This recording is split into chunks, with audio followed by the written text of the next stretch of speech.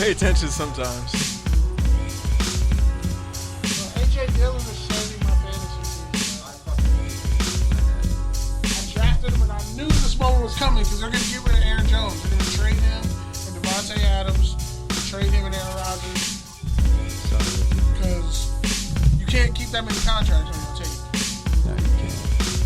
Bro, are we actually live right now? Yes, Bro. You're paying attention. You've been live the whole time, and nobody said nothing to me? You thought I was just playing the music for show? I thought you were fucking around. You out here dressing like you barely missed the cut for Squid. What's that shit? Squid Games. Squid Game Season 2. You showed him in the wrong color tracksuit. Looking like Khabib. Woo!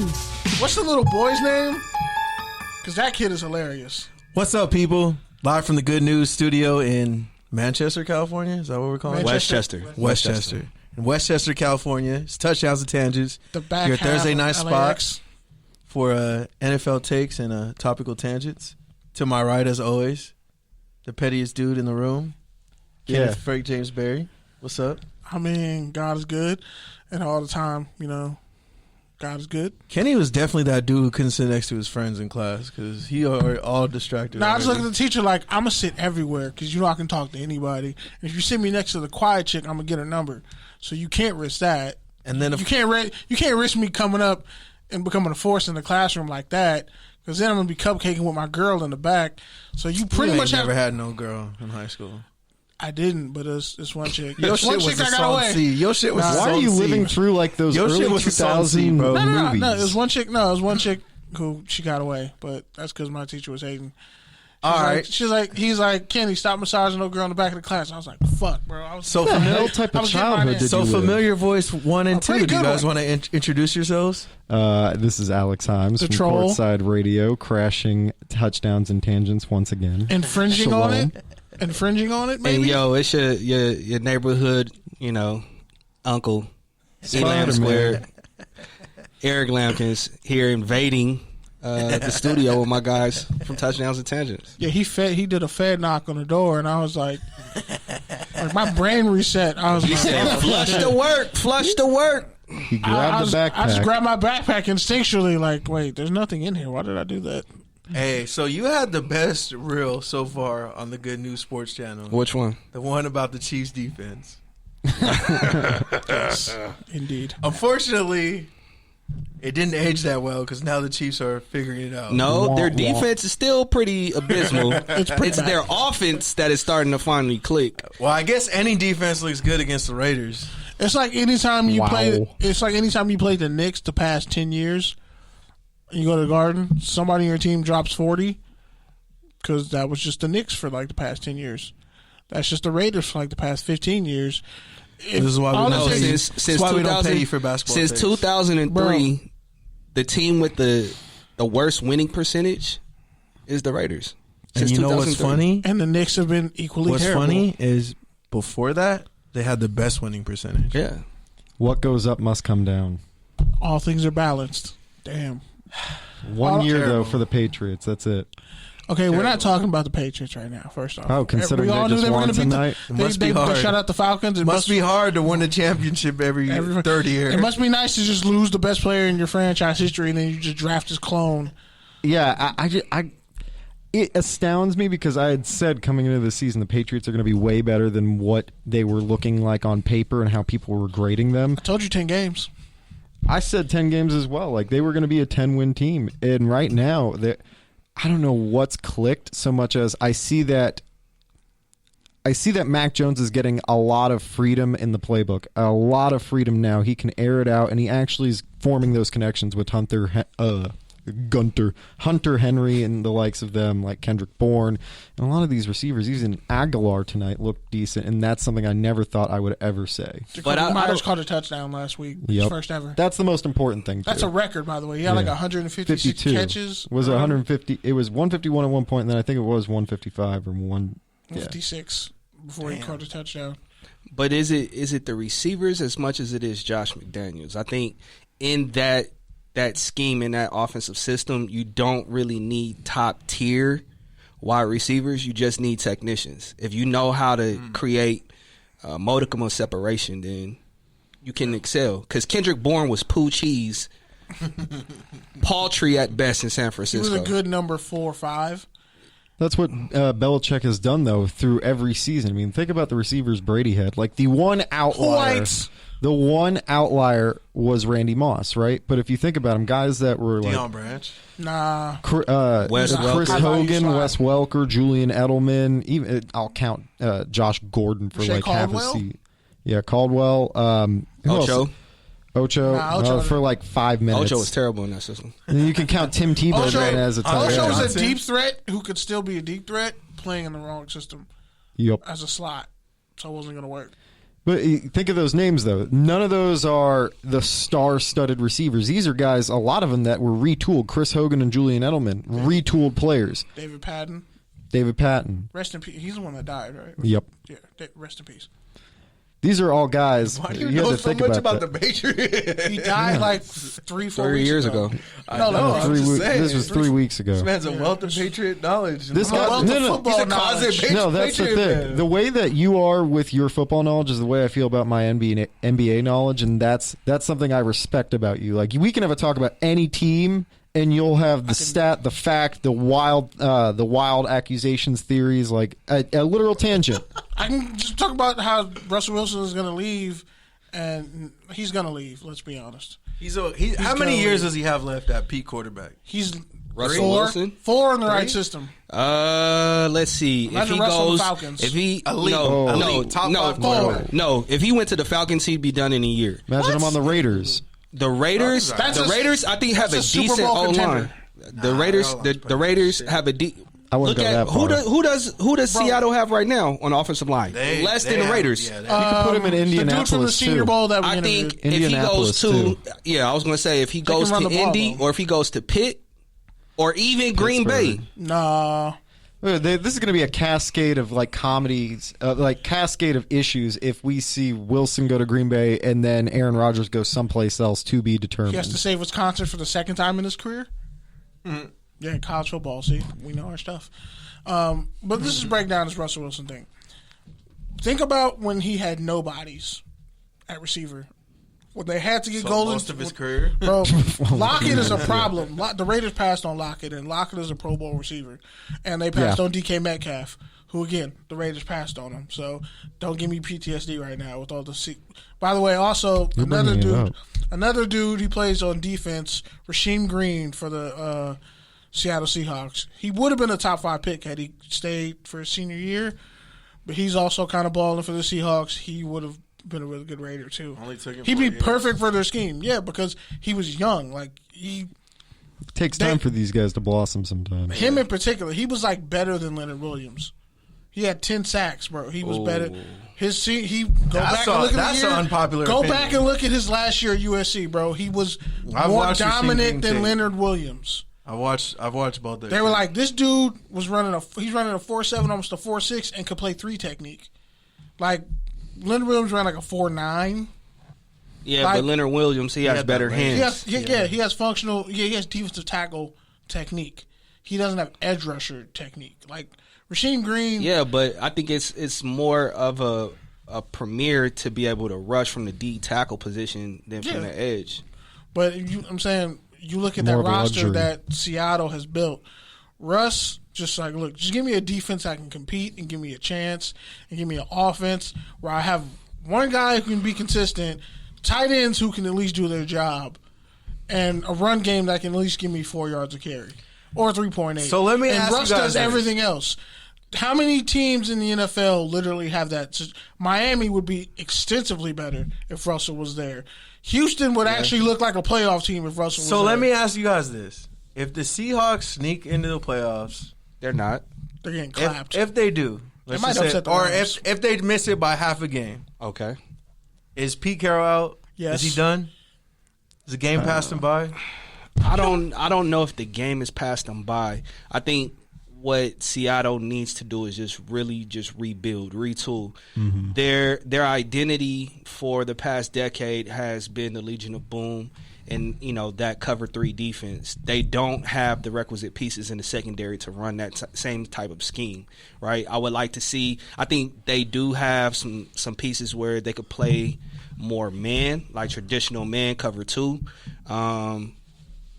I mean, they really haven't had those pieces since those pieces left. Yeah, exactly. They've been trying to recapture that. They've been trying to catch lightning in a bottle again. So I think if he's honest about like what he has, I would, and this is gonna sound hella crazy, I would love to see like a 3-3-5 like really take hold in the NFL. And I think Pete is probably crazy enough to do it. I mean, that's kind of what Cam Chancellor was. No, he was a linebacker playing safety. Jamal Adams is, by the way, Vince Wilfork. Jamal Adams is more. He's so weak good. Side. He's not so good. He's pretty terrible. He's a weak side linebacker. He's a weak side linebacker. Like that's all he is a weak side linebacker. So LaRon Landry, the 1 year he played with Sean Taylor. So that was him benefiting from Sean Taylor. Yeah. Because what did LaRon Landry do after? Not much. Okay. Get super jacked up. Like super jacked up. Yeah, he was on roids. How you shout out to Adam vitamin HGH running a 4-3? Shout out to Adam Archuleta. Running a 4-3 flat, already strong as shit. Had like 90 strength in Madden. It made no sense. I definitely always put him at linebacker in Madden.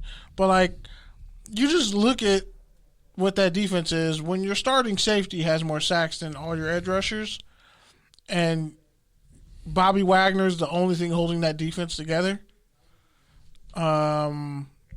Russ should not come back. Like, it's just not smart for him to come back. The only like silver lining that they have outside of Russ is DK and Tyler Lockett. Outside of that, they don't have it. Yeah. I wouldn't even say a receiving core because who's their number 3? I mean, that's true. Freddie Swain when he wants to. Yeah, you have 2. Luke Wilson when they bring him back for an 87th Luke Wilson time. is terrible. He can't block. He can't catch. He's just a guy taking up space. He's just a fast tight end. Is he fast? He ran like a 4.5, 4.4. So he doesn't play like that. When you look at the carrier, but he runs a 4.4. When you look at the totality of the Seattle Seahawks, there's really 4 pieces, 4 cornerstones: Russ, Bobby Wagner, DK, and Tyler Lockett. They don't have an offensive line. They don't have a defensive line. Yeah. They don't have a secondary. Their offensive coordinator is terrible.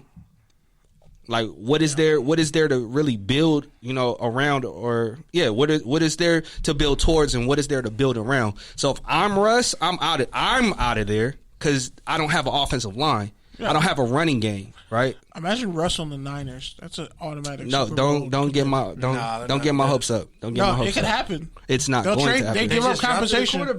Gives a shit. I'll send fucking Lance and Jimmy Garoppolo. I'll send Lance to Seattle and Garoppolo to Houston. Pete is not. He's not gift wrapping. Fan, he's not gift wrapping. He's not gift wrapping 4 consecutive Super Bowls. What if he's going to retire? And go to the and Seattle just says fucking fire. What else is that man going to do? Go back to USC. No, he's not going back. He could go back to USC. No. Listen, he could go back to USC. He could make more money. He can make more money than he's making now. He can rebuild the USC brand overnight. Bro. He's not old. He's not old. He was already old. He's like 70. How old is Bill Belichick? I'll tell you what. He's a warlock. I will tell you what. I will give up a 2nd-round pick that the Raiders will probably fuck up anyways, and I will take Pete Carroll, one of the greatest fucking football coaches on the face of this earth right now. Period. Pete is a great motivator, man. You don't need him to be an X's and O's guy. And Pete is smart enough to know, okay, let me go get people to do this. Go get you a Eric Bieniemy type. Go get you a young, defensive minded. Ken Norton Jr. is a defensive coordinator for the. He's terrible, bro. He's terrible. He was already at the Raiders. So again, who's he bringing from his staff? Go pilfer the D coordinator from the Chargers. So you really think Pete Carroll's just in the grave? He's done. Nah. Disrespectful. When they die, don't put his money in the grave because it's not gonna. I just don't know what else that man is gonna do. Well, we're chill. He can retire. Just be chill. a motivational speaker. He could be an analyst. Coaches do retire. He would be an analyst. Les Miles is somewhere doing nasty shit to an intern somewhere. Probably he could replace Lee Corso. He could replace Lee Corso. Fam, Lee Corso is irrelevant. Kind of the same way. That whole show's kind of Dick Vitale is irrelevant. This conversation took a dark turn real quick. You can't say a dark turn in a room full of minorities with the lights on. That's just mean. Would you like me to turn the lights off and say it again then? Yeah, it would actually probably be funnier. Actually, don't, because then you wouldn't be able to see. See, I'm just trying to behave, and you're. I know. I just had to test the waters. I had to throw a shot. So then when he I had to dives, see if he was going to return fire. when he dives head first, don't get mad. I know. He's like me. He's You're going to egging him throw a on. shot. He's going to throw a shot. egging But him on. I got to make sure when he throws the shot that I at least threw something out there just to test my reach. Look, I'm just tired of talking about the Raiders. I mean, they really don't deserve any media airtime right now. All right, I'm well, We're just talking about Seattle because, like, Well, Russell do you think Wilson it's a is- situation to where it's like Pete Carroll will want to prove himself if Russ leaves? Bro, he'll probably take the Florida job. he I'd will, be surprised. he will get a job.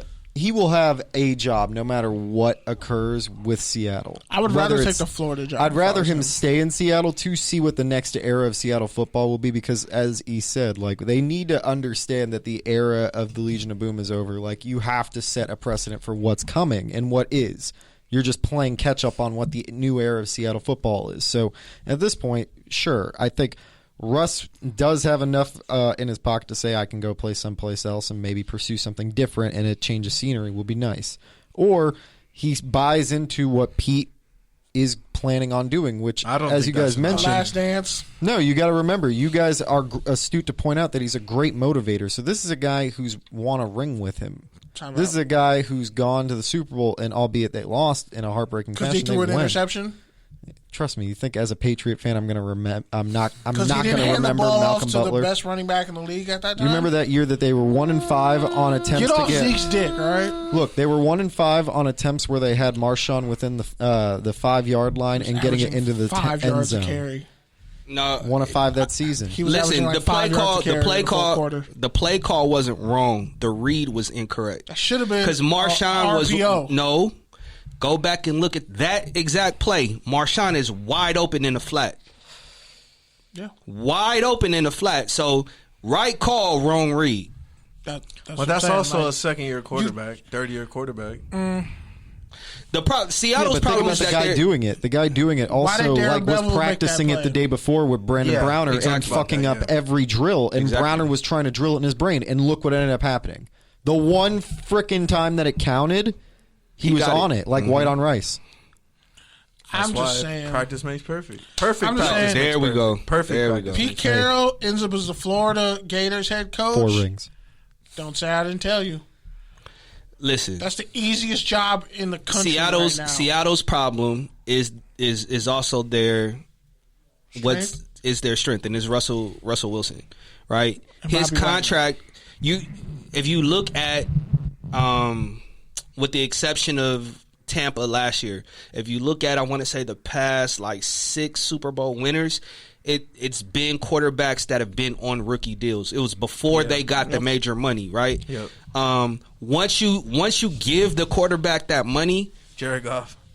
your entire team suffers, right? Because now you're not able to go get those ancillary pieces to go on and help supplement the roster unless you are Thomas Brady in New England. Did you forget Peyton Manning in Denver? He took less money. He didn't. But that's what Tom did too. Yeah, Like, I'm saying that's what Tom did. yeah. That's His both took entire less money. career. Yeah. Dude, he realized it quickly, and that's why you see a team like Tampa. They were able to. They gave him a good amount of money, a pretty he penny, made right? it up on the back end dude, In TB12. endorsements. He did. Yeah, He and did this. TB12. That's the advantage Really nice he store has. in Boston, by the way. Amazing store. Just Right like across from that D-Wade library? got Wonderful. D-Wade made it back. Dirk made it back. Look, They have ways to get around it. this is the smartest man who did it economically. He saw what LeBron was able to do in the NBA to a degree, even though LeBron's taken a max deal, right? He's convincing all these players to come around to the scene less. and take less. And that's working. Instead, Tom did it in football the way he could. Use his advantage as a leverage point. I'm willing to take less money, but I want this specific set of guys that I know we can get, and if I call them, we'll get them. Like, there's no questions asked. I make the phone call. This guy says, I want this amount. We agree at this amount. It's done. Yeah, and that's why I would hate to see Seattle not have Pete Carroll. I would have hated Pete Carroll not to be in the league. I'm telling you, it's As a over, bro. Because good or bad, at least the Seahawks take fucking chances. It's the end of and the you road. need that in the league. As a 49er fan, I look forward to Russell Wilson and Pete Carroll being gone. Because I mean, you can't get past Arizona. So. No, hold on. Because then Sorry that's ass four. receiver like Crabtree. That's Or the Rams. four. That's 4 wins that I could pencil in every year because we're going to beat the Rams twice, and then we beat Seattle twice, and at worst, beat Arizona. Hold on, bro. We'll Watch out split for those next year. pretzels. We'll split. Can't beat Arizona. You're not beating Dallas. So We're not beating Dallas. not beating Get outta Dallas. here. Not beating Dallas. We'll see in the playoffs. I mean, who is going to lock up the number 3 receiver on the Cowboys? Kyle Shanahan. He'll keep him on the sideline. He'll just run the ball. How you gonna do that? You guys can't stop the You run. realize Zeke is their 3rd best receiver, right? You Here, cannot you want me to stop how the to get run. them to be friends like in a second? Watch. Guess whose team is 7-4 at the table? I mean, You're not even a Cowboys fan. I'm just saying. Don't you dare there's say levels. Cowboys. You're a Raiders fan. I would never do that. I would never do that. Swear on everything I love. I would never root for the Cowboys. What I'm saying is the Niners blew their window. No. Yeah, We're they a did. half game out. We're a half game out. And they we have Jacksonville this week. Wait, we're just all got a fans. So that doesn't count. We're all fans of Dallas this week, though, Okay. because we don't want to hear Michael talk about the Chiefs beating Yes, the Cowboys. Yeah, exactly. But I'm saying realistically, long term, Kyler Murray gets healthy. You're not getting past them. Just don't That's let them be Everybody healthy comes this back week. for Arizona. That's a you got big Green if, though. Bay. Yeah, Because listen, Kyler's been hurt already every year. They won a game with Colt McCoy at listen, quarterback. there's still half the season to play. There's half the season to play. We're playing Not in injury fucking prone. January. Yeah, There's regular we're season only football in week injury what? prone. Not, we're approaching gone week by 10 so right The now. Rams are eventually going to figure out this Odell Are they? offense. Are they? Are they? Are Yeah, they? just Stafford's saw going to do what Vontae's Stafford ass does. kick? So you're. I was waiting to say this. So hold on. You honestly believe in Stat Patford? No. Okay, so what gives you the inclination that the Rams are going to figure it out? Their defense. Because he looks like a bails fat them out. Von Miller. Their defense just got ran roughshod. Has doesn't been matter. Don't say it Previously, doesn't too. matter Here's the problem. because They haven't that's stopped- 2 weeks in a row they've been ran on. The Niners have been a problem for the Rams dating back to The Rams haven't stopped the What's his run face was since there? All the year. Super Bowl. No, since run. when, since They their had- Super Bowl. They run. haven't the other stopped the brother. run all year. The They other haven't. brother. They haven't stopped the run all year. in 3 years. The They Michigan haven't head stopped the coach, run. what's his name? He doesn't win anything. Why aren't you answering the question? Because I'm they're forgetting- making a point. When are they going to The stop the last- run? They just can't. Okay, They- so Why what are gives you you? defending it? So what gives you the idea? What gives you to believe Who's the that they're going Niners to starting figure it out? running back? They could use It Jamal doesn't Adams. matter. It's Hey, my wait, grandma. wait, wait, It doesn't matter. Elijah Mitchell. Stop. Wait. The Niners- fact when he goes on the offensive and starts poking fun at your team is when you know the argument is lost. You No, are done, it's my not friend. lost. Just It's not chill. Your lost. tangent's You have it. over. You have it. You Eric have got it. the You have it. touchdown. Your The tangent's Rams. done. When was the last time the Rams cared about This is stopping the run? touchdowns and Well, it tangents, would ladies and gentlemen. behoove. It would behoove Every them. Thursday night on it would behoove on them. Good News Radio. It's a passing league. Like the Rams don't give a shit about stopping the run. Who did the Rams Or else play they'd last? have respectable Who did the middle Rams? linebackers. Who did the Rams But they play? don't. Who did the Rams play before they played the 49ers? They played the Lions, right? And they got clapped the week before that too. They by the Cardinals. All I'm saying is, when it comes to running the ball, can't win in your you don't division. pay all these pass rushers to stop the run. But guess what? Do you? Pass rushers become a moot point if you're running the ball.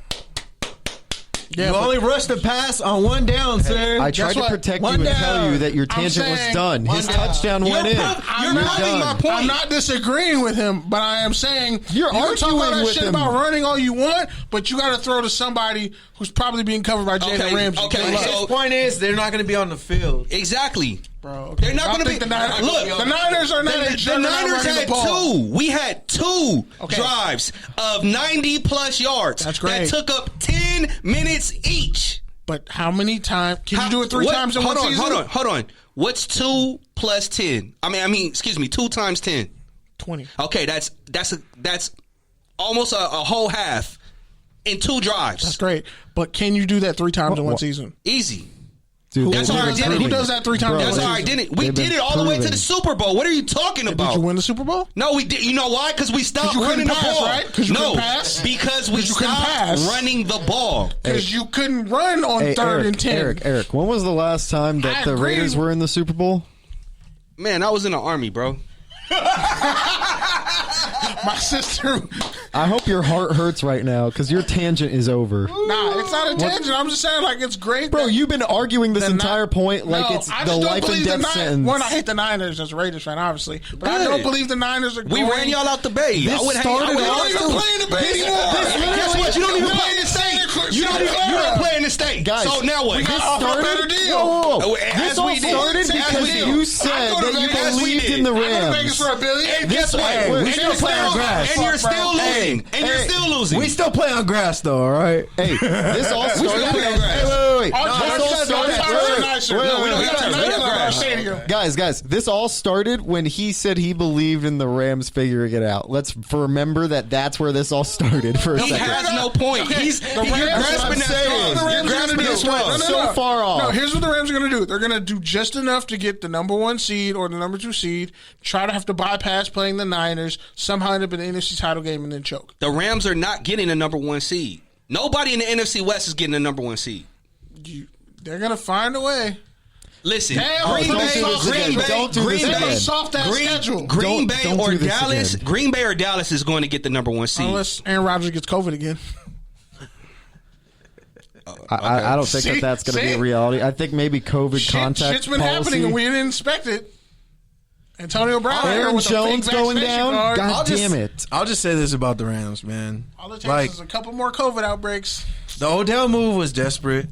The Vaughn move was good, but I don't know. Maybe it's not so good after he got his ass kicked. Why do you say it was desperation? I mean, that's the best tight end in the league, blocking. So. Why do you think all Odell? year we've been talking about the receiver core, how good it was. Cooper Kupp, Robert Woods, Van Jefferson, Robert Woods, and that hurt. And now all of a sudden, now we're hearing, oh, well, the template was always Odell.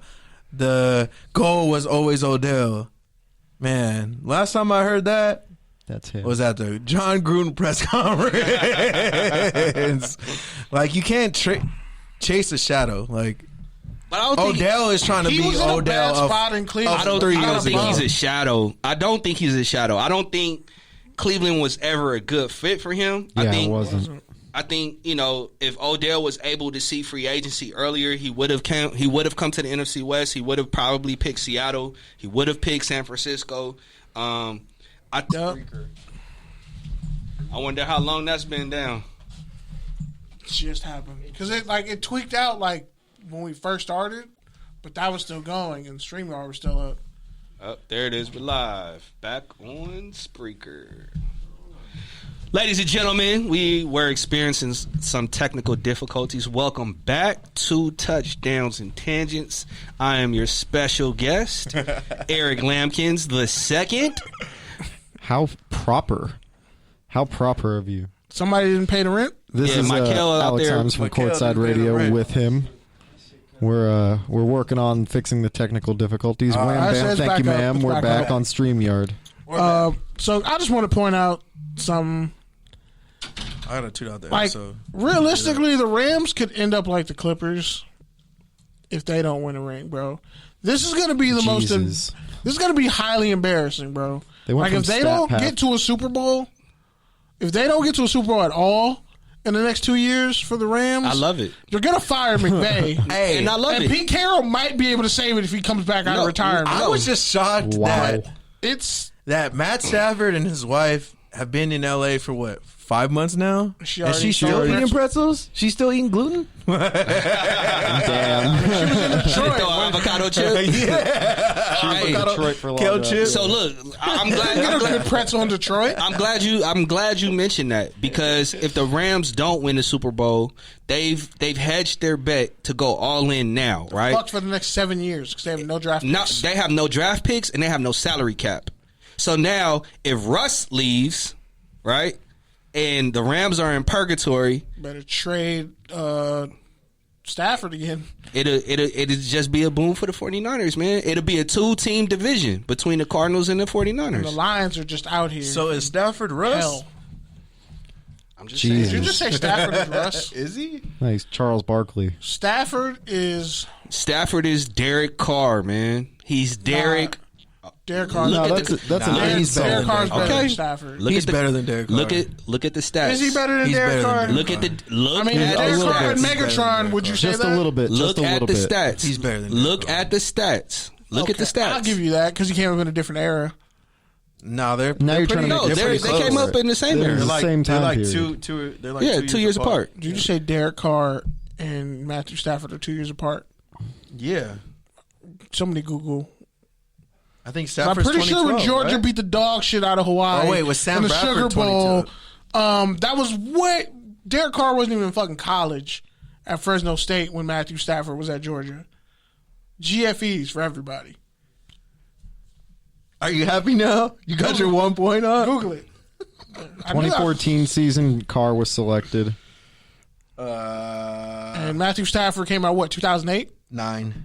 You got it. 6 5 years. years. 5, 6 years, right? 5 years. I'm saying Kind of that. same era. Yeah, it's still same era. That's totally different. Nah, hell no. Fresno State didn't have the same head coach. I around think that time. Carr's That was only. kinda the I think same. Carr's Pat Hill only was still thrown. there. Carr's Kinda only the thrown same for era. over Ruder- 4K like nah, twice. bro. Georgia Or 3 was times. fucking loaded. They had AJ Green, And Stafford's no almost Sean done Moreno. 5,000 that many times. But he also had Megatron. Thank you. I mean, he also This had was a like Detroit before the spread offense thing. offensive boomed. line. But he also had Megatron. But Detroit also didn't have a necessarily terrible defense, and they had a pretty decent offensive line. They're just Detroit.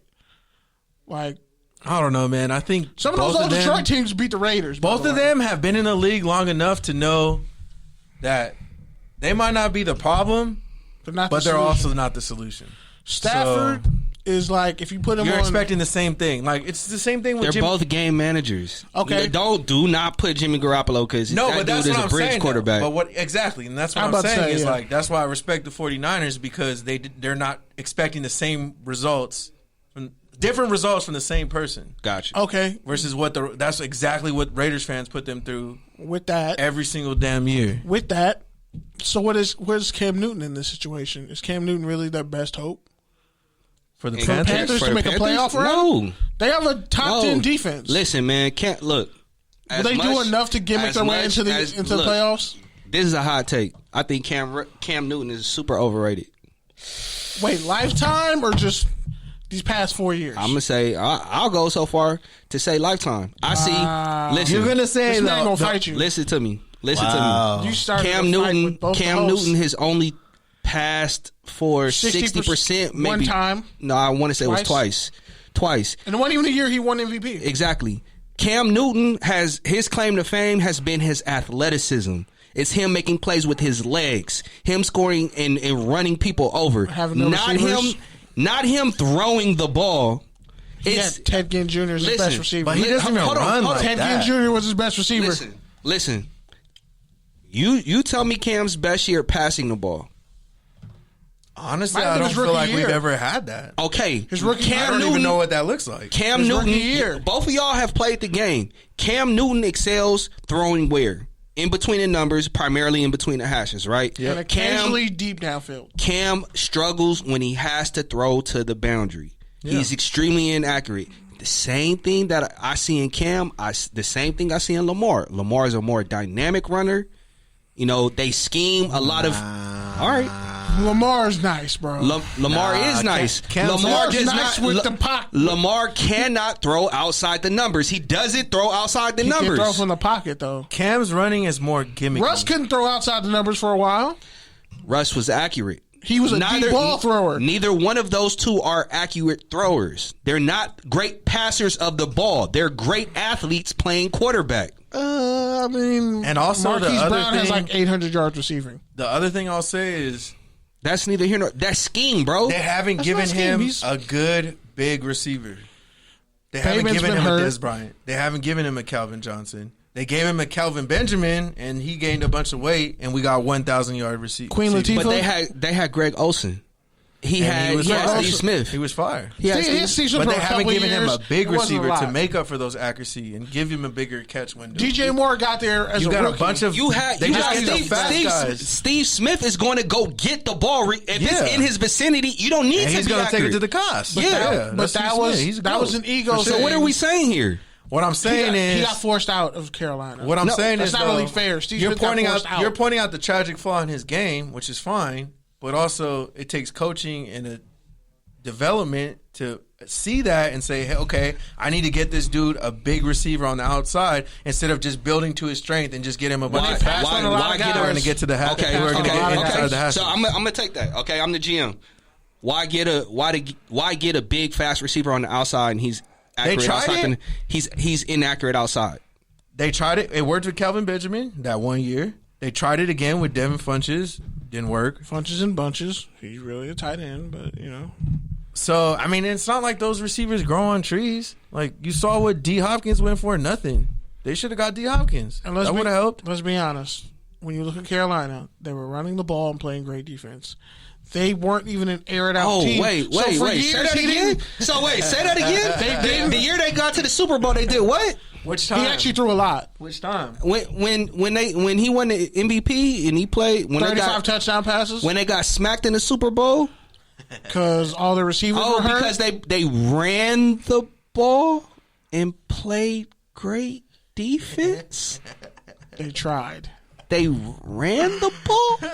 They tried. But, I mean, Jonathan Stewart, injury prone. So you're telling me there's multiple ways to win football games? And they always leaned on Cam. Let me take you back 2 years ago. Okay. All right. 2.5 years ago. All right, I'm in my time machine. Before the Super Bowl season, were you expecting a Super Bowl run? For the 49ers? 3 years ago. 3 years ago. Fairly. Whatever. 3. I'm going to say, I'll be honest, no. And the reason being is because when Trent Baalke and John Harbaugh, when Trent Baalke left, and then we had to endure Jim Tomsula and Chip Kelly, our roster was so devoid of talent. It was bereft of talent. There were people who were playing in like XFL and AFL, like that were on the 49ers roster, like literally years prior. So we had to replenish the cupboards. So I do think the first year, I think we, drafted Fred Warner. Who else did we draft? Raiders passed on him too. Passed on him. Who else did we draft in that draft? Oh, George Kittle. Like, so we've been able to find Raiders gems. Passed on George Kittle. We've been every team passed on George Kittle. But I mean, we've been able to find like late round draft gems, right? That expedited our rebuild process. When, like, I didn't see Raheem Mostert like. Nobody saw that one coming. If anybody, like any 49er fan that was like, oh yeah, I knew he was going to be good, like they're like, I'm a super objective 49er fan. I saw glimpses. So I'm going to tell you the thing that made me like give me some modicum of hope. It was when we traded for Jimmy Garoppolo, and although those 5 games didn't mean anything, I was like, yo, there's something special about this dude, right? He's not necessarily a gunslinger, but he has the it, whatever that is, and you know it when you see it. He got his teammates to believe in him and like really believe like, hey, we can win this game. But so going into that year, you would have said what, 9-7, 8-8, not 10-6, 10-6. All right. So you were put more on the optimistic side. Yeah, I believe in Kyle Shanahan. So now this year, do you feel like we've underperformed? Okay. Underperform like grossly. But do you feel like that's helpful for you, or like to have that be able to catch teams off guard? No, slide to like a 6. No. I think the true hallmark of a championship franchise is going into the season with the expectations that we're going to have a target on our back. And we're supposed to win these games, and going out and doing exactly that. Like, shout out to Bill Belichick. What was the last team that you feel like did that, though? New England.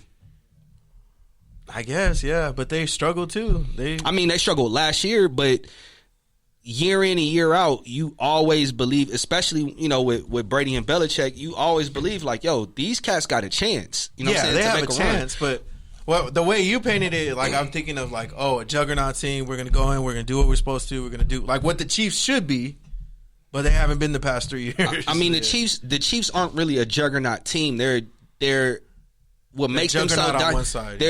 What makes them so dynamic is speed. The speed on the outside with Tyreek, the the athleticism and physicality with Kelsey across the middle and Patrick Mahomes' arm. Outside of that, what is there? Like, what do the Chiefs do well? They rush the passer. Create Frank turnovers. Clark, Chris Jones. Okay, I give you that. Yeah, and sometimes they create turnovers. Yeah, and, they're timely. yeah, they get timely turnovers. Yeah. Yeah, but there hasn't really been a juggernaut.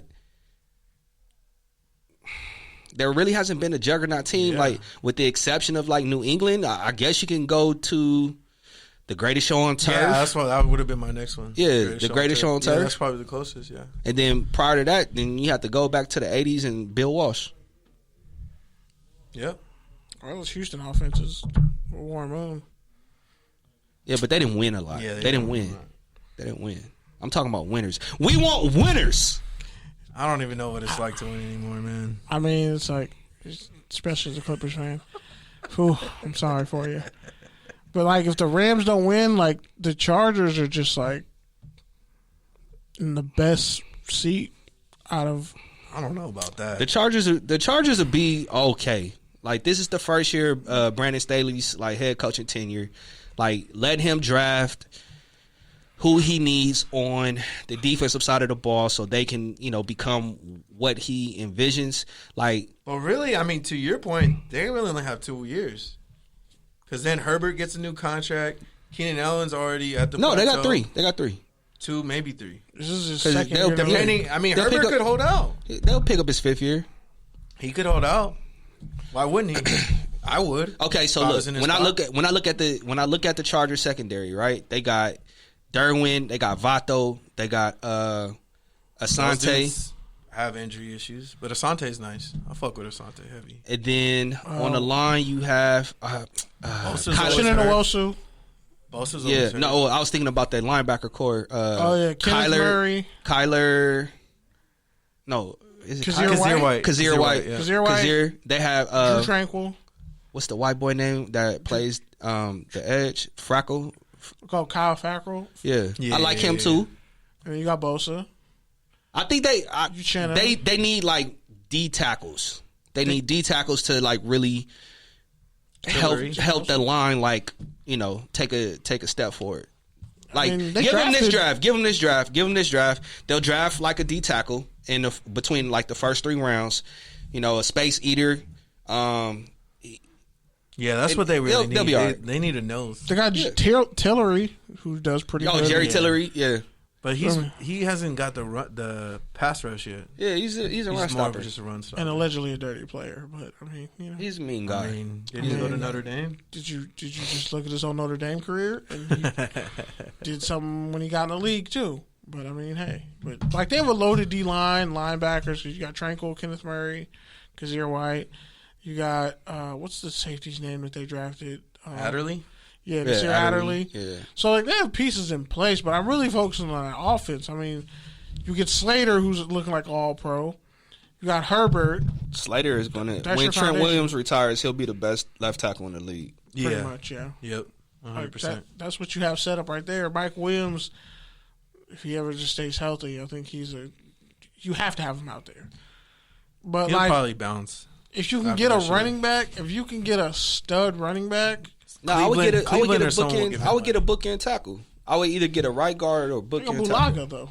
He's a journeyman. He's right hurt, tackle. though. Yeah, he's always hurt. He's Always made out of hurt. paper mache. At this point, Iowa tackles do not hold up well after like 5 years. I would either get a right tackle, a right guard, or maybe a tight end.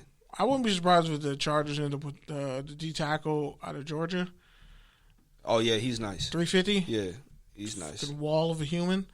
But I mean, big guys like that don't usually last like 7 years. But in order for their defense to really Vita take a is. step forward, you need a D tackle that can also rush. You don't need. They have like Tillery is their two gapper. technique. He's their two gapper. So you already have that. You don't need to draft that again. Yeah, because the way I look at the Chargers, they got the best setup as far as quarterback. 'Cause that's Quarterback, what's left gonna- tackle. Quarterback, left tackle, better than the Niners, better than the Raiders, better than Yeah. the Rams. Because Whitworth is about to retire any day now. Stafford's no spring chicken. if the Rams don't get the Super Bowl out the way, they're going to be a forgotten about piece of history. And it's going to be embarrassing. I'm going to love it. Right. Shout out to St. Louis. Some college football news. You got something you want to... Now go ahead. Do your college football. I bet. So Malik Cunningham, some might say Lamar Jackson 2.0 because Lamar had his jersey retired recently this past week. They beat Duke tonight 62-22. He had 7 total touchdowns. He had 300 passing yards, 200 plus rushing yards. Louisville kind of has they're like, oh, we're just going to get Lamar Jackson-esque guys and develop them.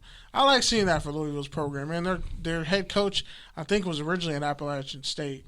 So there's that.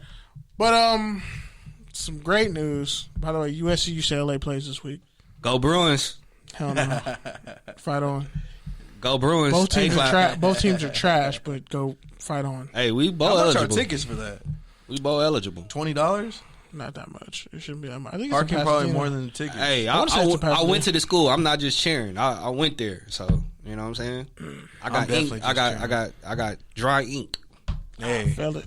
Hey. I feel it. I respect it. Yeah. But it's okay. I just applied for my master's at SC, so it's fight on too. There you go. Speaking of USC and disappointment, Steve Sarkisian, the Texas Longhorns head coach, lost at home to Kansas, 57-56, bro. It was so glorious. I was about to sing "Oh Happy Day." Shout out to Lawndale High School alum Jalen Daniels, former state champion. He helped lead. He's like the face of the Kansas football program right now.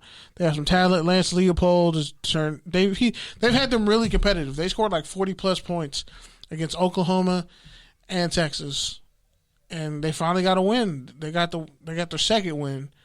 Against the Texas defense that's been trash all year. Their assistant coach, I guess Gabe Lewis, I think that's his name. He had somebody recorded him cussing everybody out on the bus after they lost last week for Texas. They've lost 5 straight games. And Malik Murphy, he's one of the best QBs in this class coming up. Sarah QB, 5-star.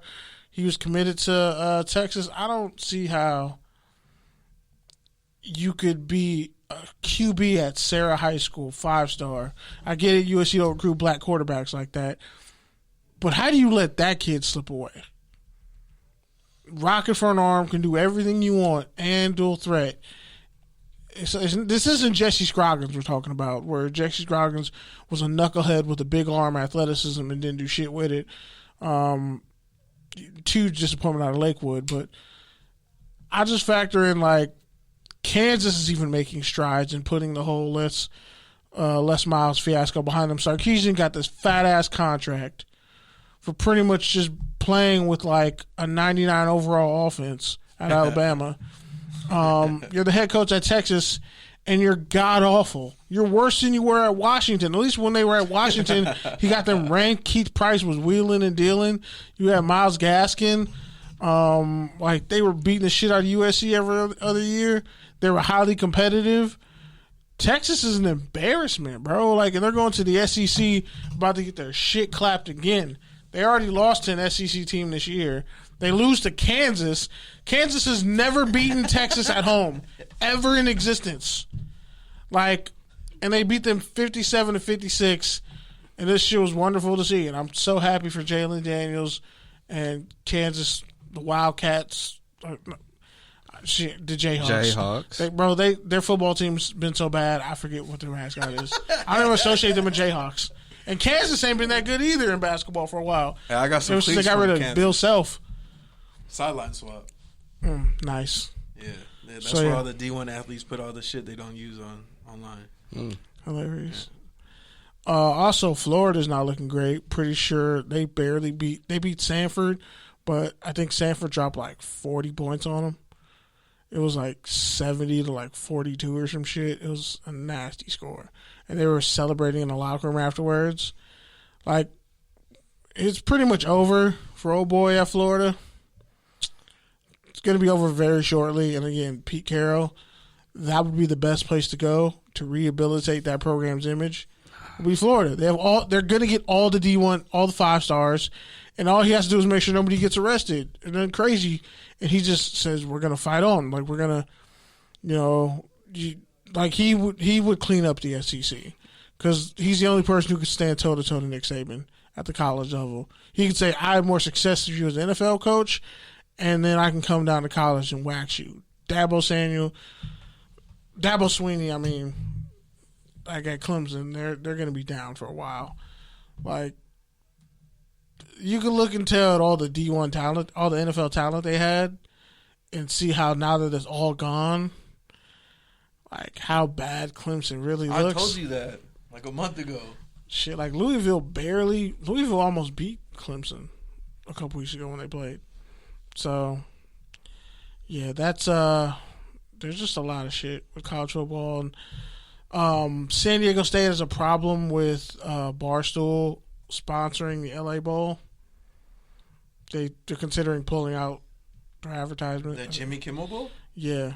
I think they're standing the board might take like $40,000 away in advertisements. Like San Diego State doesn't want to be affiliated with David Portnier. I think that's how you say his name, from Barstool, because all the rape allegations and all that.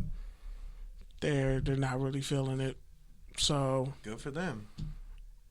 But I mean, if you're San Diego State, you really can't afford to lose this limelight in a bowl game this serious. You already beaten a bunch of Pac-12 schools. You might as well finish the season with the best record possible. Brady Hoke ain't going nowhere. I mean, he went to Michigan. That didn't work out. I mean, the game we're going to next week is pretty much a winner takes all the 3 stars in L.A. Yeah, Boise State and San Diego State. San Diego State lost, but they're still ranked. Boise State could just steal. I mean, Utah State has their division in the Mountain West pretty much locked up. But if I'm San Diego State, this is bigger than Boise State. This is bigger than, whatever Wesley Snipes said. And why am I forgetting the name of that movie? It's like one of the most iconic movies of all time because Christopher Williams is in a coma right now. Damn it. What is the name of that movie with fucking Wesley Snipes and My Brother's Keeper? New Jack City? There we go. Yeah. It's bigger than all that shit. Like, San Diego State, they could actually get 4 and 5 star recruits. Like, San Diego is 5 star? No. They can get 2 or 3 They could steal 1. All you need is 1. Even if it's in the transfer portal. Like, think about it. The location is perfect.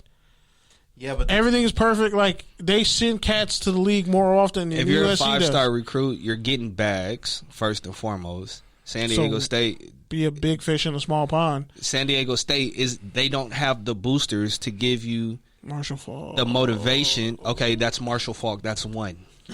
Somebody has to be big on the Kawhi Leonard. Okay, 2. when you're talking about competing with like a Florida, Ohio State, Maryland, I'll even throw Maryland into that mix. They weren't competing. Plus the whole state school element is like Maryland got Stephon Diggs. Those Diggs. private schools, they can do a lot more with the money. They can do a lot more with your academics than the state schools. Like Arizona State is? No, California. The California state system and UC system is the most difficult university system to get into, like, period. Alabama, they don't have those qualms. But Florida doesn't have it. You still got to qualify. Yeah, it's a state school. You still have to qualify. There's plenty of D1 cats who can qualify. Now I'm talking 5 stars. 5 stars. Yeah. The smart ones are going to Stanford. They're going to Michigan. They're going to Berkeley. They're going to UCLA. If they're actually intelligent USC. and they're going to Stanford. They're going to Berkeley. You said they don't pull 5 stars like You're that. going to USC. I'm also not playing sports. USC just stocks up on 5 stars who never amount to shit in college. Listen, there's a reason why Vontez went to ASU and not anywhere else when all he needed was a 700. Exactly. Like the intelligent athletes are going to one of the schools that I aforementioned because it not only sets you up for success on the field, more than likely you're not going to have a long NFL career. And that Stanford cachet, it opens up a ton of doors. Yes. That Berkeley cachet, that UCLA cachet, it opens up a ton of doors. Why the hell, if I have that as an option, or if I'm actually good and I have Alabama and Notre Dame and Ohio State as an option, why the hell would I go to San Diego State? I mean, some people want to be a big fish in a small pond. Boise State gets 4-star recruits, and they're in fucking Idaho. 4 stars are not 5 stars. There's plenty of 4-stars And who there's turn out Boise, better. Most and there's 5-stars Idaho. actually don't pan out like that. I know this. I would rather be a 2-3 star. That way, you know what I'm saying, I actually have motivation to work out and be coached. Plenty of Baker Mayfield was a George 2-star. Kittle, Anthony Davis were 2 and 3 star recruits coming out of high school. And by the way, Kittle, everybody knew he was going to be like a 3rd or 4th rounder because he was underdeveloped as a receiver, but he was pretty good. He was a dynamic blocker. Exactly. If you play And then he tight ran end, 4-5. I was like, check all boxes. if you play tight end right now, there's no other school that I'm going to other than Iowa. Maybe Penn State. There's Gesicki, Freiermuth. you got TJ, you got Florida. Noah, and you have George Kittle. Yeah, but how are they all doing? What do you mean? How are they doing? George Denver's Kittle. trash. Huh, you said who's trash? Denver is trash. Noah Denver's Fant off- is not trash. No, he's not, but he's wasting away his best years in Denver. Same way O.J. Howard is wasting away in Tampa Bay. O.J. Howard, he went to Alabama. He wasn't a complete tight end. No, he was not. Kyle Pitts is not a complete tight end. Kyle Pitts is still nice though. What's he doing right now? He went against the Patriots. The Patriots take away everybody's best weapon. That's not fair. What That's has he done this season? He's been eating pretty good. He's on my fantasy team. He's been doing pretty good. How many yards does he have? I want to say like 400, 500. Okay, that's eating For a tight end as a rookie. Oh, okay. On a I team mean, that we have different standards. For That's better what- than Evan Ingram or Irv Smith or any of the Thank other tight ends the past you. few years. Hey, if 400 yards, if that's what you expect and demand out of your first round lottery pick, I mean, Top 10, yeah. He was top 10. hey man, the offense is hurt. They got Cordell Patterson playing running back and listen to receiver, me. bro. Listen to me. It's not that easy. Hey, listen to me. If that's what you want as a GM, by all means. The Falcons don't have any real offensive talent outside of him, though. Hey, Ridley's gone. Julio's Cordell gone. Patterson is doing. He didn't play. He's He was hurt. I know. He's on my fantasy team. I know. All right, can we move to touchdown and turnover? Yeah. All right. All right, this one's easy. Touchdown's good, turnover's bad. All right. All right, first up, the New York football Jets are making a move at quarterback. They are ending the white era and turning back the clock to Joe Flacco. So, I was about to say, that was a... touchdown or turnover Turnover. for the Jets, starting Joe Flacco versus the Bears. Turnover.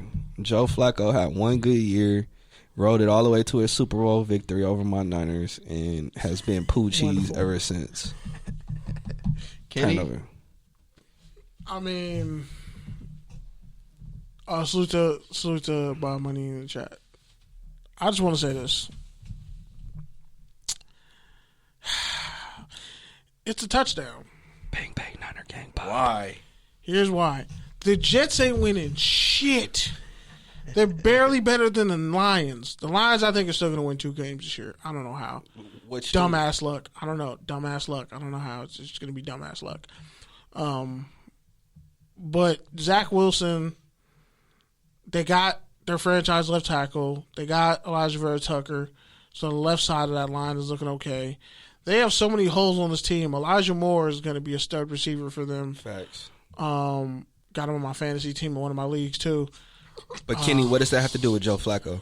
Because Joe Flacco is hot garbage, and he's going to lose them games, so they'll have a higher draft pick to help build and protect for the future. The Jets ain't winning shit. It has to be a touchdown. I feel like it's the opposite. I feel like they're being desperate to get a win because they're 2-7. No, you have to Everyone's look. been You have to dragging. look like you're trying.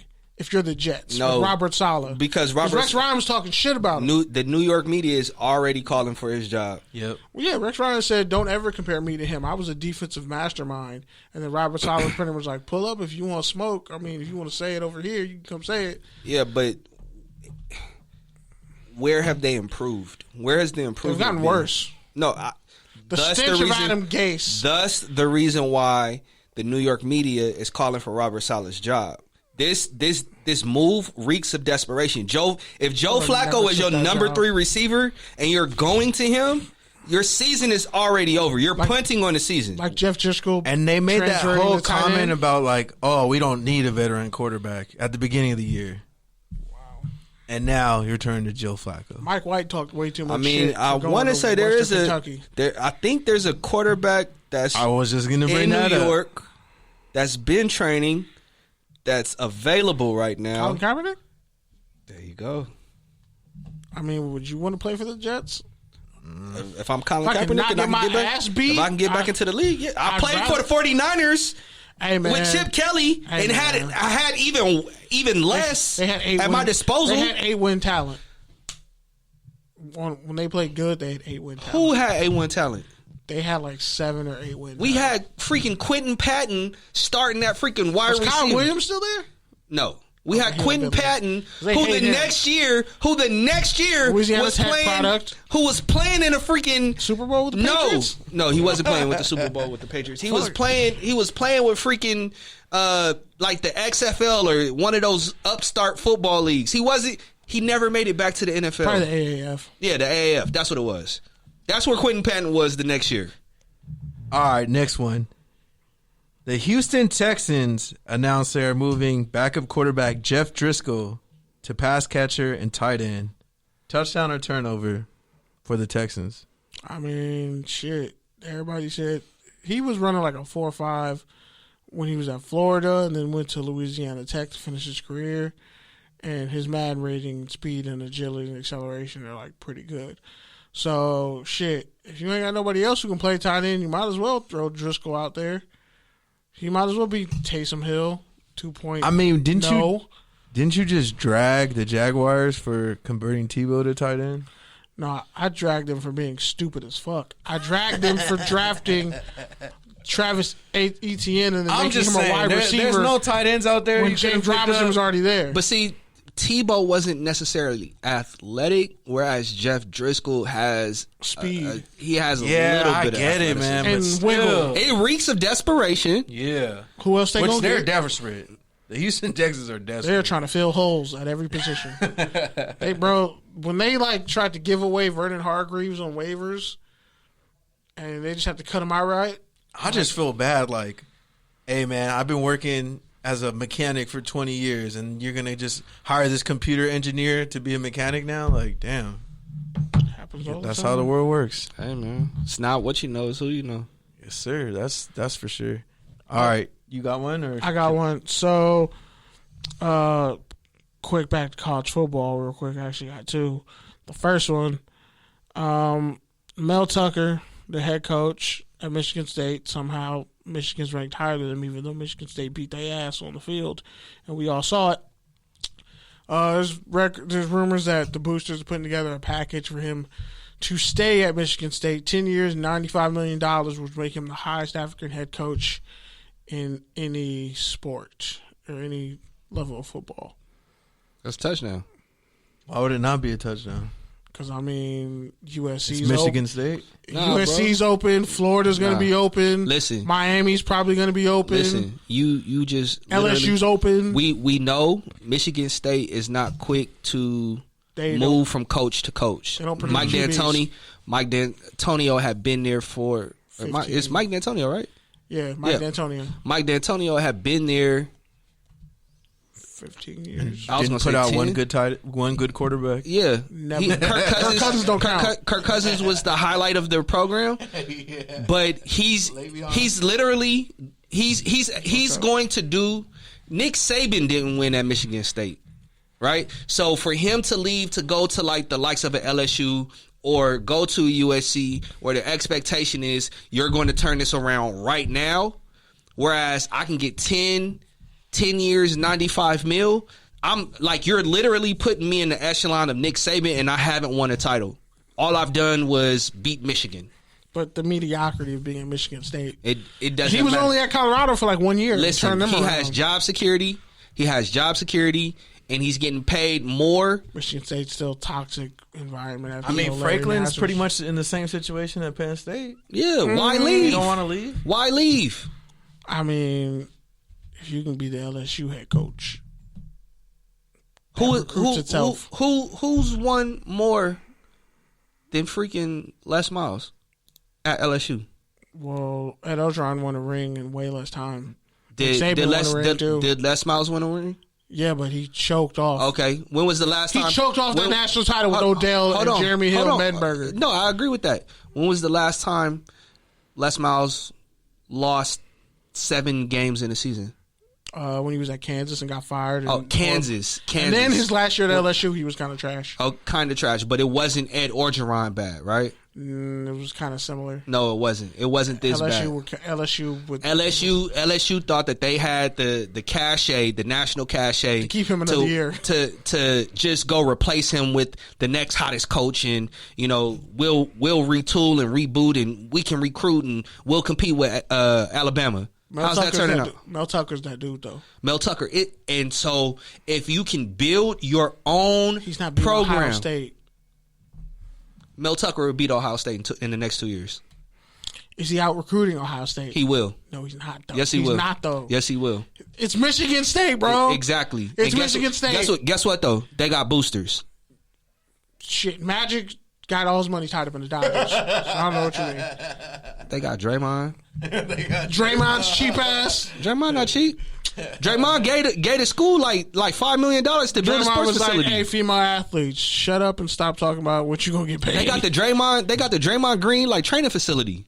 Like, what are you talking about? Draymond chipped them off. Okay, he did chip him off. And is Tom Izzo gone? No, he's still there. Damn, Tom Izzo is still there? Shit. Well, anyway. Exactly. You're proving my point. This is 2 times in one show. I don't know. This is 2 times in one show. Nah, I'm going to give you that. I like differing opinions. Like, because if you're on a weak point, I'd be like, nah, that shit was trash. Why'd you come on? But nah, I respect that. Woo. Besides, like, it's just Michigan State. Like, they've never been a national championship contender. Yay. Like that. They never had a Mel Tucker. Bro, they've had hella NFL talent come through there. Okay, you're talking about talent. I'm talking about coach. Loaded teams. I'm talking coach. That beat Ohio State before. Did they have a Mel Tucker? No. Okay, that's 3 times in one show. That's not 3 times. That's the same point. I'm just saying, okay, you're going to bet 10 years, $95 million when I could go down to Florida and clean up. Yep. Because You know why? Because I'm going to see all 10 of these years. And also, man, I'm going to see $95 million. I'm going to see at least $70 million. There's something to somebody seeing something in you before you're hot. Exactly. Like, if they believed in him a year early, that's still a year early than LSU or all the other teams that you named. Because he said it's not a stepping stone for him. It's a cornerstone. But Colorado, Colorado's definitely a stepping stone. He could be Michigan State's Lou Holtz. He could be Michigan State's Nick Saban. That's a bad example because Lou Holtz was a racist piece of shit. But like, who you want me to say? Jerry Sandusky? That's even worse. Exactly. A successful black college head coach, please. Name one. That's fucked up. Exactly my point. Hold on, wait, no. We're not gonna do that. Tyrone Willingham was pretty successful. Carl Durrell was the only coach at UCLA. The most or at Notre Dame. He had the most. No, that was talking about Tyrone Willingham. Tyrone Willingham was at Notre Dame and freaking did not win. Washington, he had a couple of successful years. What did he win? What did 2 years? I don't fucking remember. Okay, he did. That's 4 times in one show. That's 3 years. I'll give you 3. But okay, Carl Durrell had the most decisive USC victory. UCLA victory? Yeah, against USC in decades. And guess what? Didn't win anything. Doesn't fucking matter. They fired him. He beat Oklahoma in the same year. Guess what? With Adrian Peterson, bro. Like, guess what? He had way better than Moore and fucking what's his face? We never. Neuheisel. They never had. USC was on probation. They never had a top 10 recruiting class. They had Maurice Jones-Drew and Mercedes Lewis. You're naming 1 and 2 players. They never had a top 10 recruiting class. UCLA doesn't listen. They naturally. In this year, you about to have. No, we don't have. We don't have Dan Guerrero anymore. Yeah, all right, shout out to Martin Jarmine. Martin Jarmine has UCLA heading in the right direction. Now, we're officially a Jordan Brand school, which means we get the big dollars. And if they need me to drop off bags, guess what? I'm doing it. All right. I mean, are you skimming the feed? Are you taking some off the top? Like, yo, liaison? Can you lease some over here? Man, listen. Sponsorship? Mel Tucker is in a position to do something that no black head coach has done. And that's literally build a contender year in and year out. So would you rather have Mel Tucker or Chip Kelly? Mel Tucker. Okay, I just wanted to make sure. So you're okay with Chip Kelly getting fired. Cool. I said this like week 3. I've been saying that bro. too. Oh, I got one more. So Drake said, "Go Dogs." Touchdown or turnover. Oh man, that's a turnover. Drake curse. Definitely a turnover. I hope Drake says, "I hate Kenneth Berry," and I hope he never succeeds in life. That's how I know I'm gonna win. If Drake says like, if she owes me any modicum of respect, oh fuck, I'm gonna just kill myself. It's over, bro. Drake said I'm gonna do it. Drake had to, you know, like be like one of the biggest Robert Saleh supporters, because you know that dude turned into a pumpkin like overnight, man. Remember Max McClung? He was on his head too. Yeah. Drake be clout chasing high schoolers randomly, and it's kind of weird. Man, don't even get me started on Drake. Drake is a clout chaser. Drake has no style. He has no identity. He takes really, everybody else's. He's into me, but he really clout chased like he's a chameleon. Kanye, and then made people turn on Kanye. But whole nother story. He really was. Where's the other one at? People need to stop saying Lane Kiffin's going to Miami, because that would be stupid. Lame. Why would you leave Ole Miss where you're just putting out video game numbers? All right, let's make this one quick. Take or tangent. You got a hot take. You got a tangent story you want to go on. Whatever. All right, first one up. I'm gonna fuck up his name. You want me to see it and say it? Nyheim Hines. Oh, you did it. All right. Yeah. See, fuck you, Kenny. I got one this year. All right. Nyheim Hines, he fanboyed for Tavon Austin on the HBO Hard Knocks. Bro, Tavon for a bust. You got to take or tangent on that? Wait, was Tavon in college? Was his college? He said, I still listen to his mix. I still watch his mixtape. Okay, first off, for those of y'all who don't know, Reggie Bush had one of the greatest highlight tapes of all time. Percy Harvin had better highlights than Tavon Austin. West Virginia didn't play no fucking body. Yeah, Steve Slayton too. Pat White. Shit. Javid Best. Even when he fucking almost cracked his skull open and had a seizure in the end zone. McFadden. Hell, Peyton Hillis had a couple runs in college, believe it or not. Felix Jones. There's so many more people that I can think of. Tommy Frazier. See, here's the thing. I have a cutoff for, like, once you get, like, before the 80s, bro, like, I don't know if I can. He was in the 90s. Was it early 90s? Or was it was early 90s. So, okay, fine. So, 92 is the cutoff? Okay. Before he was born. Oh, okay. I'm 29, so, like, we got to go 30-year increments, bro. We can't say, like. I mean, I don't know. Like, you saying highlight tape. That's all on YouTube. No, but, like, his highlight tape wasn't put together by him right then and there. It's just like Heisman. You think Reggie Bush actually put together his own highlight tape? I think he did. I think he paid somebody to do it. Nah, man. I think he had several. If he paid somebody to do it, then he didn't do it himself. I think he did. He's like, pick that one, and that one, and just put that shit together for me. But he probably had some fucking Academy Award winner on the very bottom of the screen who was at USC that day. Put that shit. Yeah, a student probably helped him do it. Yeah, but I'm just saying, like. Yeah, I'm sure at that time they had fucking mixtape office hours, bro. Like they probably just had interns and everyone just went in there. Tavon Austin has one of the most well put together mixtapes, but he played in a gimmick offense, was a bust in the NFL. I don't know why the fuck they took him at 8 overall. The Rams gave him a bag though. Javid Best had a good NFL. No, Javid Best wasn't a bust though. He was running for 1,000 yards. He just had fucking seizures problems. And way too many concussions. Like, I was rooting for him. 4.3 speed out of Cal, was a dog, and everybody knew it. But like, I'm kind of over. Like, if you're striving to be like Tavon Austin, then really, what are you trying to be? Because it really wasn't anything special once he got to the league. And like Percy Harvin wasn't anything special. Percy Harvin was special, and he punched out Golden Tate.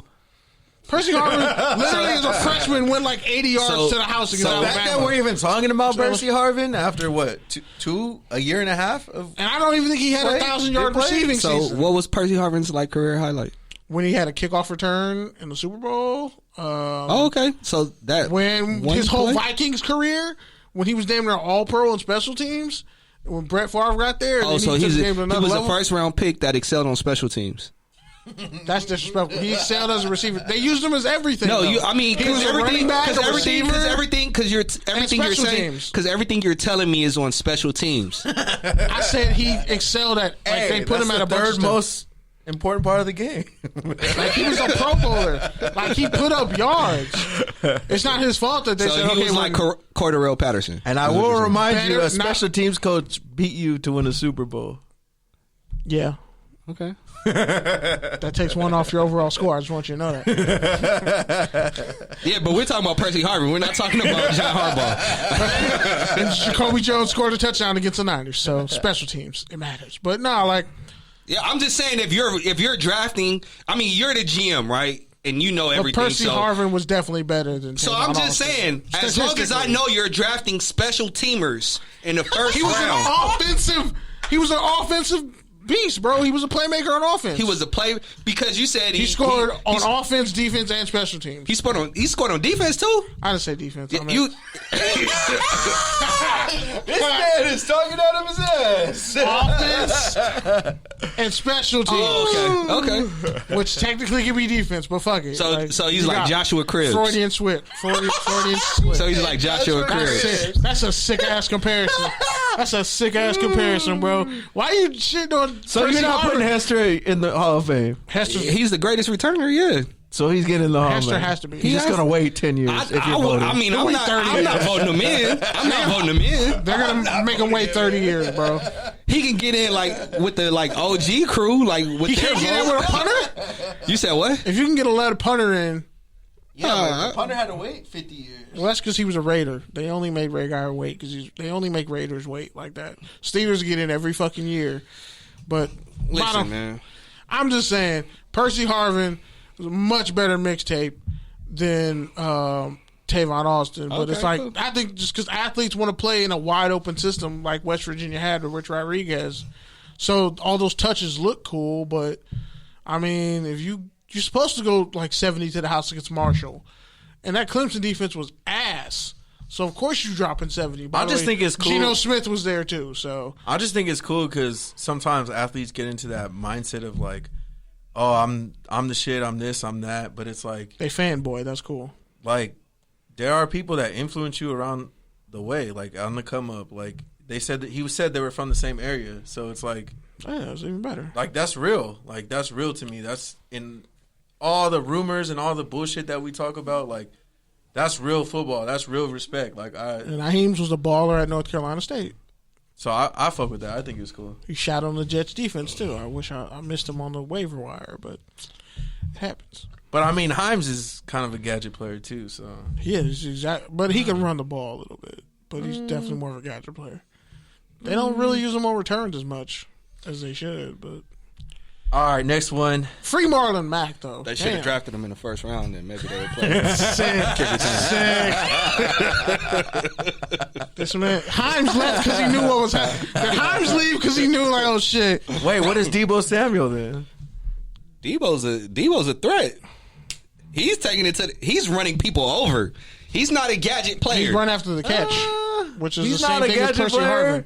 He's not a gadget He's player. gadget I watched him at the Senior Bowl. He's gadget adjacent. He's gadget adjacent. Now he's stealing our verbiage. Damn it. All right. Antonio Brown is accused of using a fake vaccine card. You got to take or a tangent on that. Start with you, Eric. I'm going to go take, man. There's no way to... I mean, I saw the alleged text message. It didn't come from Antonio Brown. It came from somebody in his camp. Anybody could say anything. His chef? His chef could be saying anything. I mean, the only way for this to come out true is, they have to investigate. And is there a system where they can check to see? Yeah, I think it's supposed to be digitally at some point. I don't know. I think it varies by state. Yeah, see, and that's, this is the issue that I have with like this whole like America right now. It's like this has just been like, okay, we're going to do this. Okay, well, how are we going to verify that like people actually did it? I don't know. Like we're going to use the honor system. So I just hate the whole like, hey, you guys need to do this, but not really. It's going to be up to you by state. Like, Either everybody does it. Like either everybody does it. Nobody does it. Nobody does it. Yeah, like okay. And see, personally, I think there should be like two categories: those with antibodies and those without antibodies. Because then people who may have contracted COVID and recovered, they have the antibodies, and they might not want to get, the vaccine. But guess what? They have the antibodies, so they're cool. And then you have people who haven't contracted COVID and people who haven't, gotten the vaccine. Then those individuals need, special attention. But yeah, man, I'm not in charge, man. I just, I don't know anything. Kenny? For my opinion, or do I have another one? Whatever you want to say. Take your tangent on Antonio Brown using a fake vax card. It's Antonio Brown. Are you really shocked? He put out a mixtape that was fucking awful in a video, trying to be a fake ass Bobby Brown. I could see him being like he was acting like Bobby Brown on bad coke.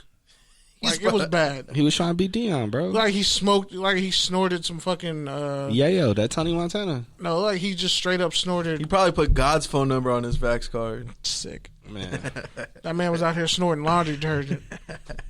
But like, right. I got one. So Lincoln Riley, Oklahoma's head coach, allegedly offered an 8-year, $96 million contract for LSU, and Oklahoma ain't gonna match that shit.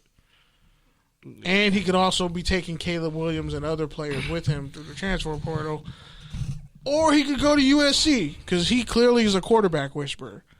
So Lincoln Riley and his prospects of leaving Oklahoma high and dry. Take a tangent. You getting ready to go? I'm gonna go take. You getting ready to move to the SEC? You can stay at Oklahoma. They gonna be moving to the SEC. You offer me 8 years, $96 million to LSU, Lincoln Riley? No, regardless, if he stayed at Oklahoma, he would still be going to the SEC. Yeah. Who is really anticipating or expecting Oklahoma to win in the SEC? Not me. Texas, not me. So go in and get your long-term longevity, you know what I'm saying, and just win, beat Missouri and Vanderbilt and Texas and, have a 4-win season, 5-win season, and that'll be, decent for Oklahoma. But going to LSU, you're going there with championship aspirations. You go to USC, that's championship aspirations. You don't win within the next 2-3 years, you're out of there. So just stay at Oklahoma. Lincoln Riley, you sure they don't give him extra time if he develops elite quarterbacks at USC, which How long has Ed Orgeron been at LSU? 3 years. I thought it's 3 years. Well, he was an assistant and then he became a coach. So you don't have 3-4 years. You don't have 4 years. You don't have 3 years. But Lincoln Riley wasn't bringing his side bitches' kids in the football drills. Don't matter. Bro, his side pieces' kids were in the football drills fucking up practice. It don't matter, bro. And Orgeron was a wild motherfucker, bro. Yeah, man. Lincoln Riley ain't doing that. He's a bachelor. Have you met Ed Orgeron? Nah, but I'm not. Listen, I'm not surprised. Ed Orgeron, motherfucker. Listen, I went to a Glazier camp at USC, and Ed Orgeron was recruiting. Ed Orgeron never stops recruiting, first and foremost. Ed Orgeron is exactly how you see him on the sideline, bro. Exactly how he is, like in interviews. That's who he is. So I'm not surprised that look, bro. If this is gonna, get me the box, cool. You can come, you know what I'm saying? Hold a tackling dummy. You could throw a ball. Hey, cool. No problem. With a 6-win team and all your best players. Guess what though? I'm beating down your mom.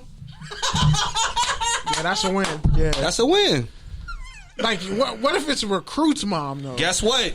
I'm beating down your mom. So damn, you gotta stay and become a star or just leave. I'll just say this, man. I think we spent way too much fucking time just talking about coaches in general. Like, maybe the coaching bubble is finally popping, and maybe coaches are just overrated.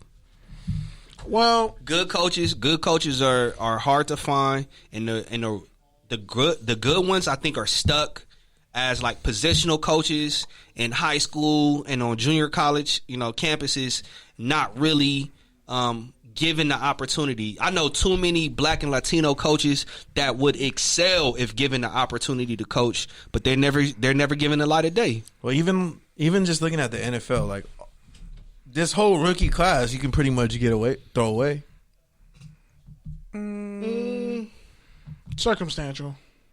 It depends on which team, because Eagles draft picks for sure. There are always which other rookie head coaches do you feel like is on the right track this year? Brandon Staley. Okay, that's one. But he fell into a great program. He inherited. Did he fall into a great? Because he had talent and he's the direction. Yeah, I wouldn't say he fell into a. It's almost the same team that Anthony Lynn couldn't win with. That hurts.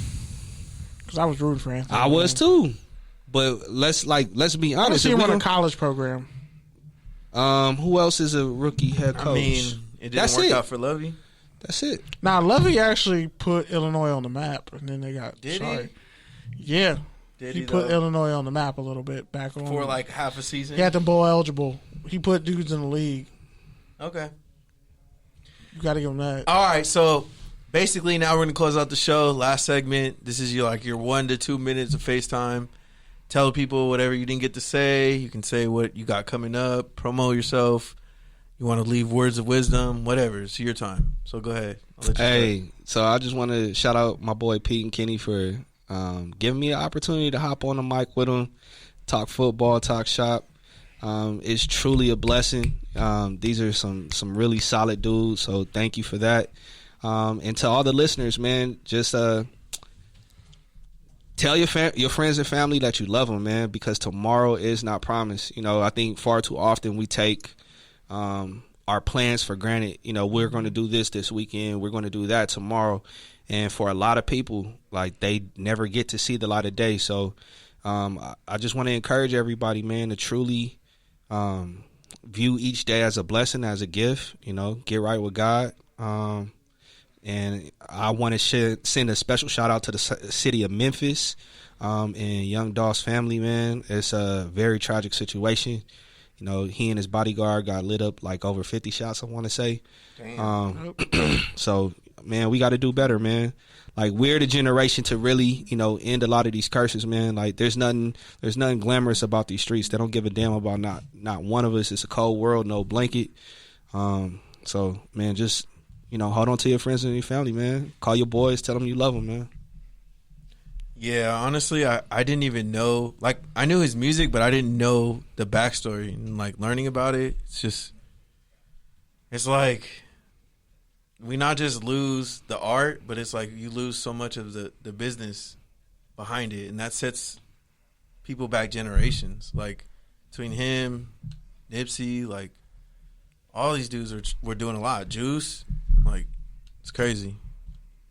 And all right, so for me, I've been having a pretty crazy couple weeks. I can officially talk about it. I accepted a new job offer. Hey! So I'm gonna be doing some startup PR. Hey! So be securing the bag a little bit. Man, help me out on my projects as well. No. Get your flowers real quick. He in the money. You in the PR business? You getting money? Yeah, just so I can fuck it off doing this. But it's all right. YOLO? Yeah, man, it's been a crazy search. I've been searching since really I got to my last job, so damn near 4 years. And this past year and a half, I've gone through 20, 30 interviews with so many different agencies, everything from director to damn near coordinator and assistant positions. Like, just made no fucking sense. I mean, nobody knew where to place me. Like, I have a career that I've built in media relations and marketing, and then I also have the fact that I've been fucking grinding in this sports media shit for 7 years by night. Like there's few people in the world who can say, hey, they've worked on the lead advertiser. Like, I was on that FanDuel shit when FanDuel blew up. I did that.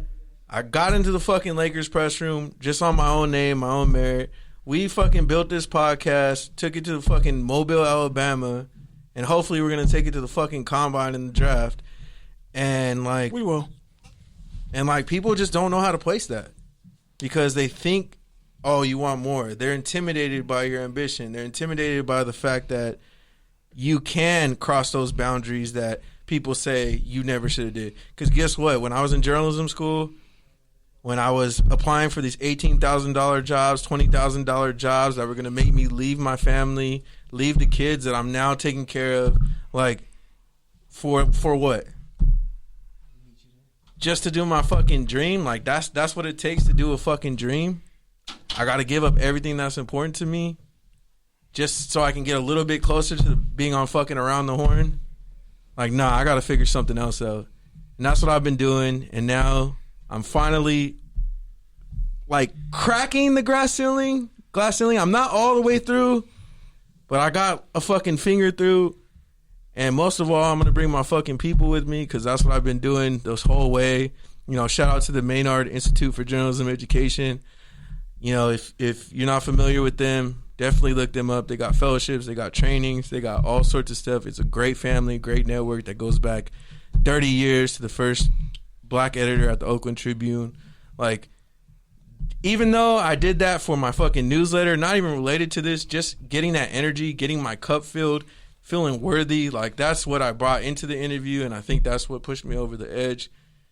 And now that I'm here, it's fucking exhausting because it's like my girl was telling me, like, I haven't had fucking good news in like 3 years. I didn't even know how to fucking process it.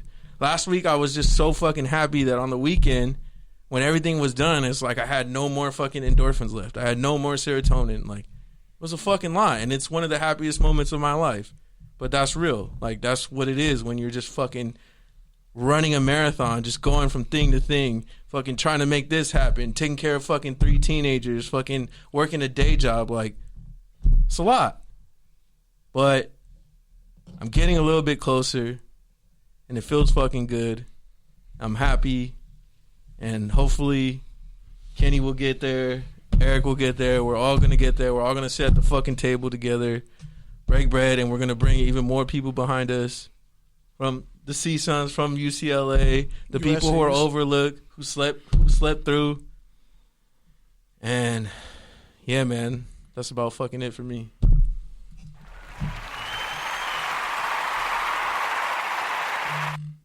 That was wonderful.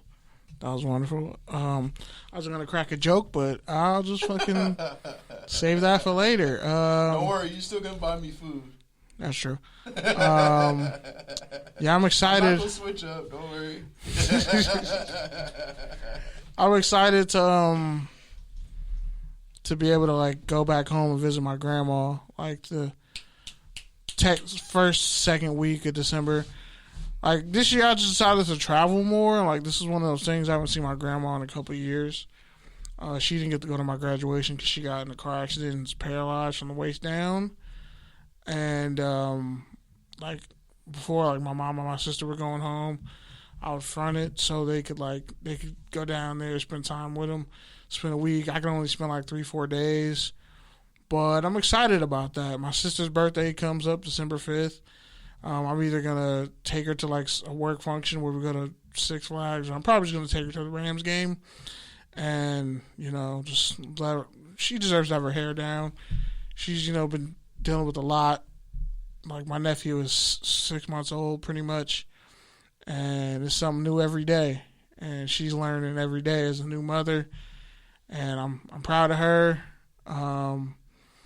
And for me, like, 30 is fast approaching.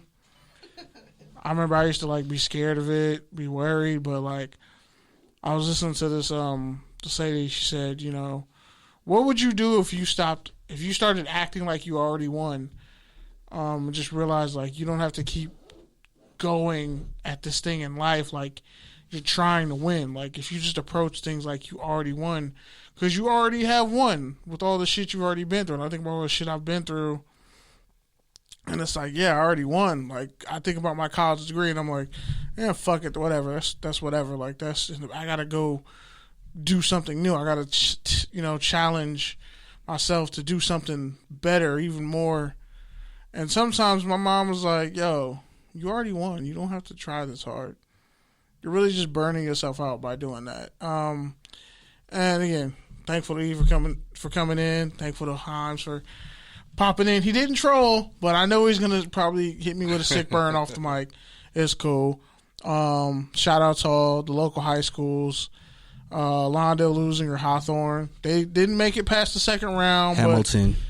But Roosevelt did. Championship coming through Roosevelt. Inglewood's still in it. Lawndale's Division 4. I checked it. So they're right there with Rose. 15 years ago, we built a fucking program out of a fucking mud.